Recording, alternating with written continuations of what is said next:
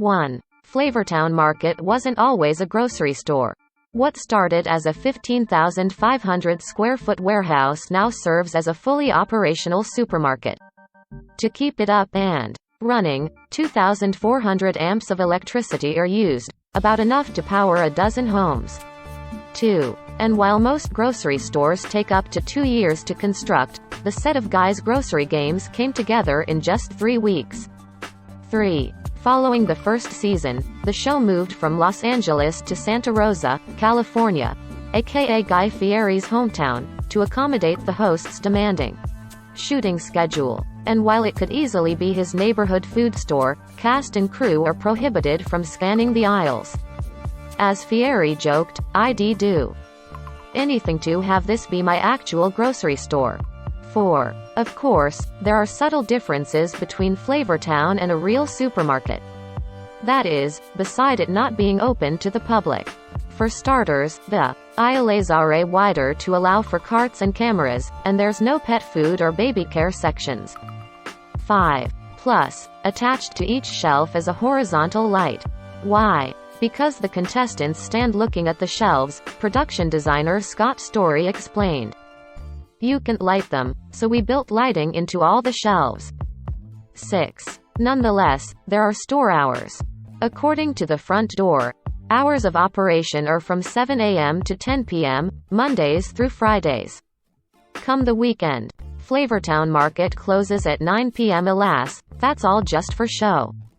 7. Throughout the 10 aisles are more than 20,000 items, each usable for cooking.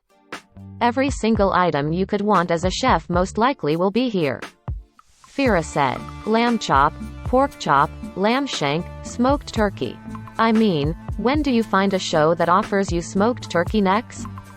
8. Of course, his own brand of food is stocked on the shelves.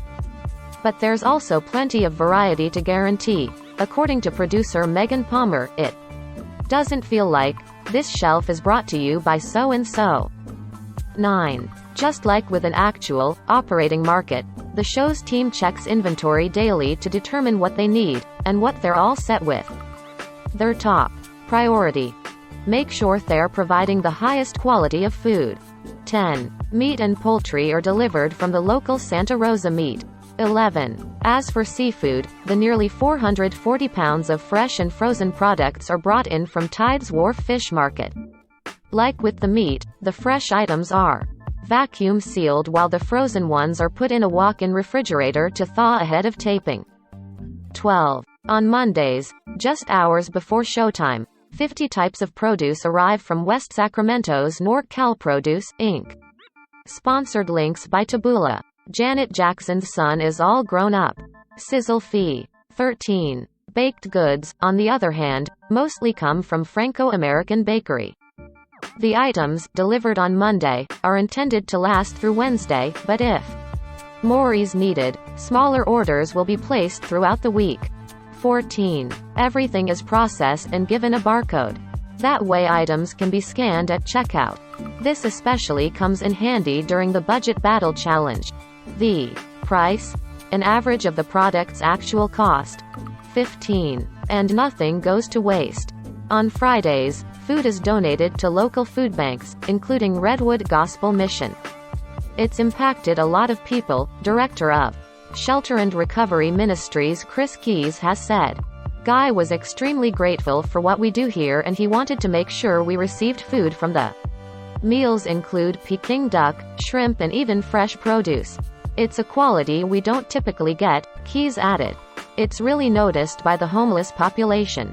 16. Overall, nearly 30,000 pounds of food ends up being donated throughout the course of just one season. 17. The casting process is straightforward, and free of any gimmicks. Though producers will often seek out chefs on their own, a majority apply through the casting website. There, they explain their specialties, submit a demonstration video and share 3 photos of dishes they've previously made. Sponsored links by Taboola. Don't dress yourself old. These 17 fashion items make you look older. Tip parents. 18. Alas, there's no way to prepare for what's actually going to happen during the competition. You have to completely blank out everything because you don't know what they're going to ask you do so, explained contestant Nicholas Moulton. So, I did that. But I stuck to my guns saying, I am going to focus on what I do at home. 19. Before filming takes off, Fieri makes sure each judge is fully prepped on the contestants and their backstories.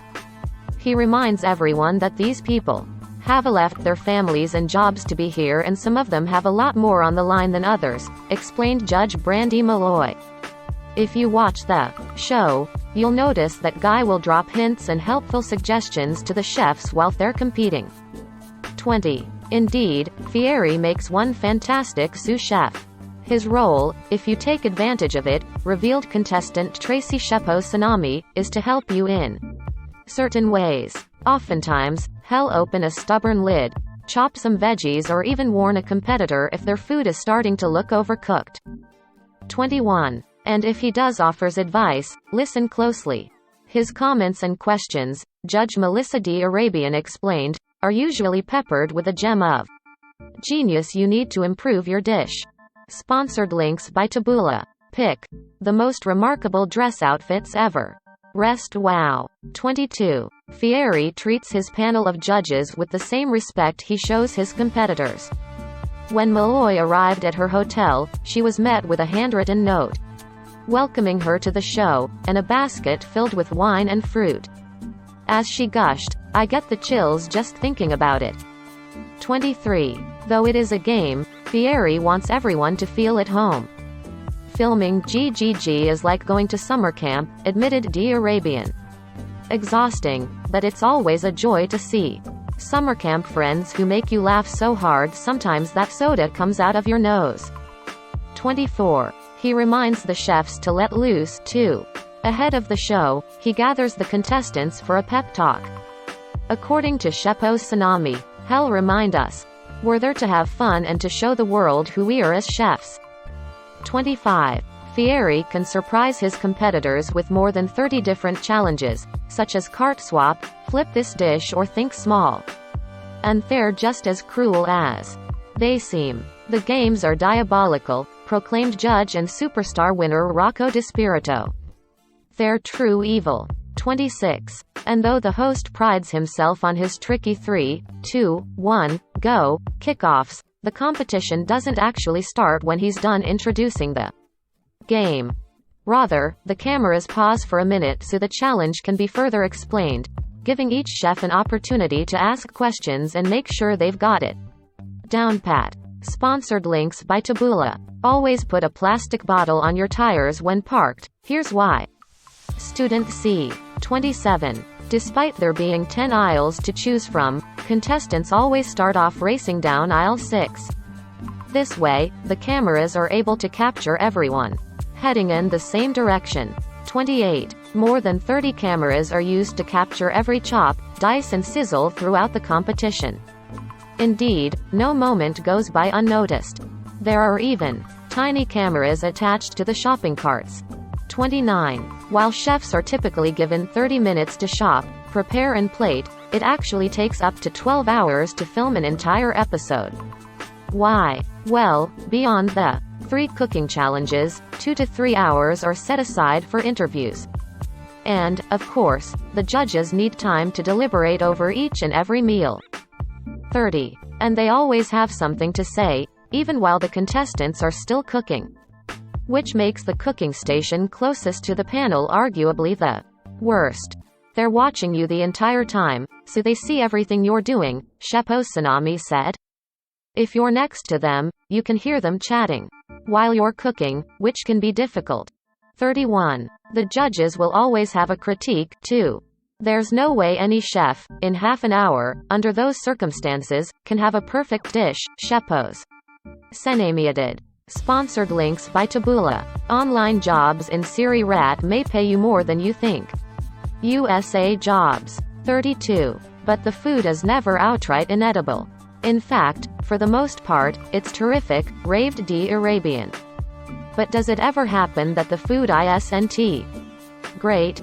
Yes. Even great chefs have bad days, and sometimes a chef's nerves get in the way of real talent. Only once have I ever had a dish that truly was. 33. Alas, it's rare the judges actually clean their plates. After all, in just one episode, they're served 9 dishes. The trick, according to D. Arabian. Become a master of tasting with restraint. 34. But if Fieri gets hungry during gameplay, well, he has a secret stash of beef jerky hidden behind the rice. 35. As for how to actually win, well, Fieri has a few tips for that. Don't overportion or add in frivolous garnish. Use acid. Make sure to check the seasoning and don't make a dish that competes with itself. Plus, check the temperature of the protein. Remember, less is more and use your imagination.